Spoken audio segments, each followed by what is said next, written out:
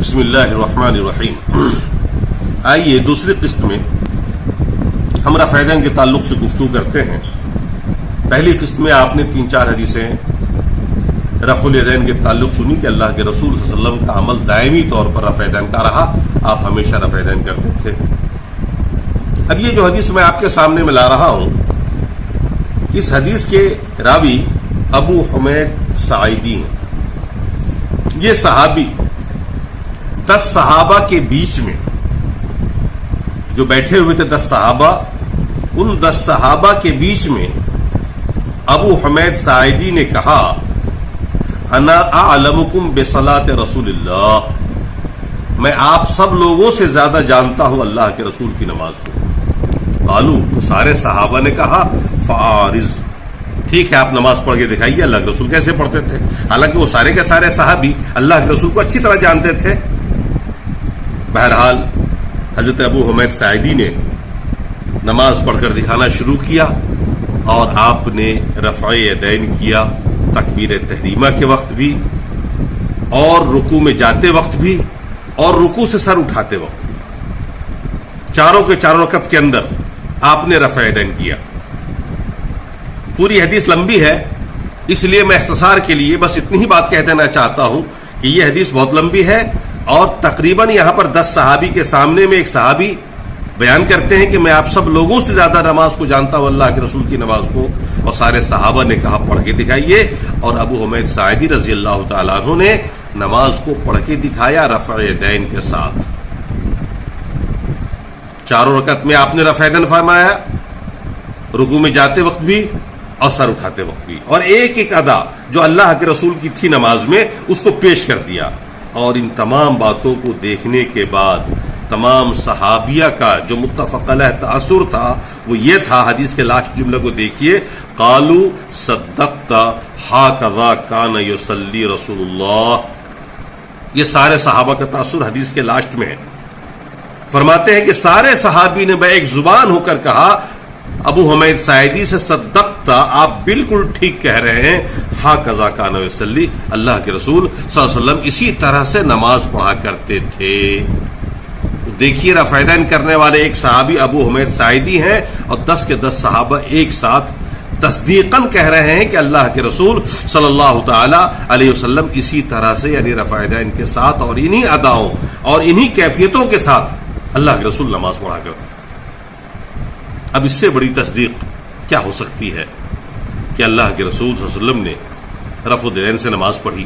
اب آئیے، ایک ہی حدیث ہے رفع یدین نہ کرنے کی، تمام حدیث کی کتابوں میں، بخاری کے علاوہ حدیث کی تمام کتابوں میں رفع یدین نہ کرنے کی ایک ہی حدیث ملتی ہے، چاہے سندیں مختلف ہو جائیں، اس کے روات مختلف ہوتے چلے جاتے ہیں، باقی وہی عبداللہ ابن مسعود رضی اللہ تعالیٰ عنہ والی حدیث جن کو علقمہ نے دیکھ کے روایت کیا ہے۔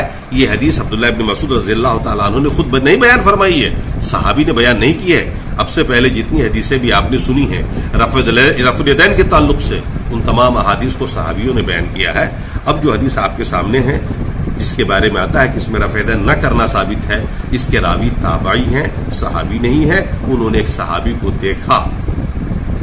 وہ حدیث سن لیجیے آپ۔ ان علقمہ قال لنا ابن مسعود الا اصلی بکم صلاۃ رسول اللہ صلی اللہ علیہ وسلم فصلى ولم يرفع يديه الا مرة واحدة مع تکبیرۃ الافتتاح، رواہ الترمذی وابو داود والنسائی، وقال ابو داود لیس هو بصحیح علی هذا المعنى۔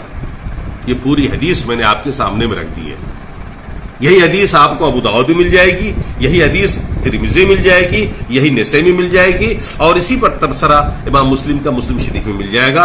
امام بخاری نے اس طرح کی ضعیف حدیثوں کو بھی نہیں روایت کیا ہے۔ اب سن لیجئے حدیث کا مفہوم۔ حضرت علقمہ یہ تابعی ہیں اور شاگرد ہیں عبداللہ ابن مسعود رضی اللہ تعالیٰ عنہ کے، کہتے ہیں قال لنا ابن مسعود، عبداللہ ابن مسعود رضی اللہ تعالیٰ عنہ نے مجھ سے فرمایا الا اصلی بکم صلاۃ رسول اللہ، کیا میں تم لوگوں کو نماز نہ پڑھاؤں اللہ کے رسول کی نماز کو، یعنی اللہ کے رسول کی طرح نماز پڑھ کے نہ دکھاؤں؟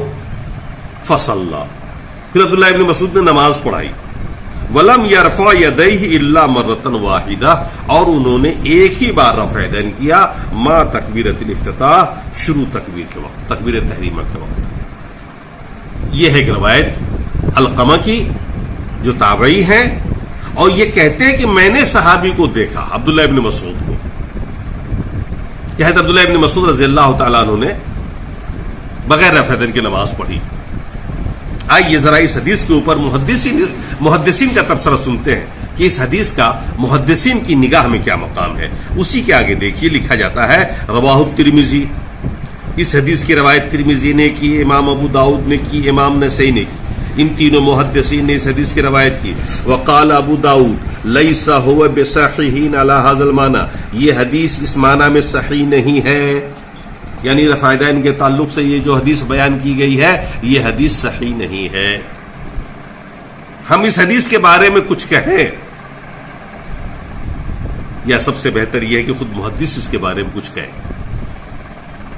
اور آپ یقین جانیے کہ ابو داؤد بھی جب کھولیں گے، ترمذی نے سے ہی کھولیں گے، امام مسلم کو آپ کھولیں گے تو یہ حدیث ہر جگہ ملے گی، مگر اسی تبصرے کے ساتھ ملے گی، اسی نوٹ کے ساتھ ملے گی، لیس هو بصحیح ھذا المعنی، یہ حدیث اس معنی میں صحیح نہیں ہے۔ اس کا مطلب ایک حدیث جو چلی آ رہی ہے محض ایک امام کی حمایت میں یا ایک عقیدت کی حمایت میں، جن سے لوگوں کو محض عقیدت ہے، اس حمایت میں چلتی چلی آ رہی ہے، اور یہ حدیث صحیح نہیں ہے۔ اللہ کے رسول نے فرمایا صلو کما رأیتمونی اصلی، ویسے نماز پڑھو جیسے مجھے نماز پڑھتے ہوئے دیکھتے ہو۔ اللہ کے رسول صلی اللہ تعالی علیہ وسلم کی ایک ایک ادا کو نقل کرنا اپنی نماز میں آپ کی نماز کی قبولیت کی گارنٹی ہوتی ہے۔ اللہ کے رسول ہمارے اور آپ کے لیے نمونہ ہے، ماڈل ہے، نماز میں بھی غیر نماز میں بھی۔ اگر اللہ کے رسول کو ہم نہیں اپنائیں گے، آپ کی نماز کو ہم نہیں اپنائیں گے، آپ کے طریقے کو ہم نہیں اپنائیں گے، تو مجھے یقین نہیں ہے کہ ایسی کوئی نماز قبول کر لی جائے گی، کیونکہ عمل کی مقبولیت کے لیے ضروری ہے کہ وہ مطابق سنت بھی ہو۔ قرآن کے اندر ہر جگہ آتا ہے الذین آمنوا وعملوا الصالحات، کامیاب ہونے والے جتنے بھی لوگ ہیں ان کے بارے میں آتا ہے ایمان والے اور عمل صالح کرنے والے، اور عمل صالح کہتے ہیں سنت رسول کی مطابقت کرنے کو۔ تو جو لوگ اپنی نماز میں سنت رسول کی مطابقت کرتے ہیں وہ مبارکباد کے مستحق ہیں، اور ایسی نماز کے قبول ہونے کی گارنٹی ہے۔ اور جو لوگ مطابقت نہیں کرتے ہیں سنت کی، بلکہ اس کے مزاحم اقوال و ارشاد پر عمل کرتے ہیں، تو میں یہ تو نہیں کہہ سکتا کبھی کہ ان کی نماز نہیں ہوگی، لیکن میں یہ ضرور کہہ سکتا ہوں کہ ان کی نماز قبول ہوگی یا نہیں ہوگی اس کی کوئی گارنٹی نہیں ہے، کیونکہ وہ سنت کے موافق نماز نہیں ہے۔ اس لیے ضرورت اس بات کی ہے کہ آپ عمل تھوڑا کریں یا زیادہ، عمل کے قبولیت کی فکر زیادہ کریں تاکہ آپ کا عمل اللہ کے ہاں قبول ہو جائے۔ ایسا نہ ہو کہ ہم عمل تو زیادہ کریں اور کل قیامت کے دن جب ہم جائیں تو ہوا منفورہ ہو جائے، ہمارا عمل برباد ہو جائے، یہ کہہ دیا جائے کہ ہمارے نمونے کے مطابق تمہارا عمل ہی نہیں تھا، ہمارے دیے گئے رسول کے طریقے کے مطابق تمہاری نماز ہی نہیں تھی، تمہاری نماز کا کوئی کاؤنٹنگ نہیں ہوگا، تو میں سمجھتا ہوں کہ یہ بات ہمارے اور آپ کے لیے بڑے خسارے کی بات ہوگی۔ لہٰذا نماز کے اندر اللہ کے رسول کی ایک ایک ادا کی نقل کرنا ہمارے لیے ضروری ہے۔ نماز ہم ویسے پڑھیں جیسے رسول نے ہمیں دیا ہے۔ اللہ تبارک و تعالی ہمیں اور آپ کو نماز سنت رسول کی مطابق پڑھنے کی توفیق عطا فرمائے۔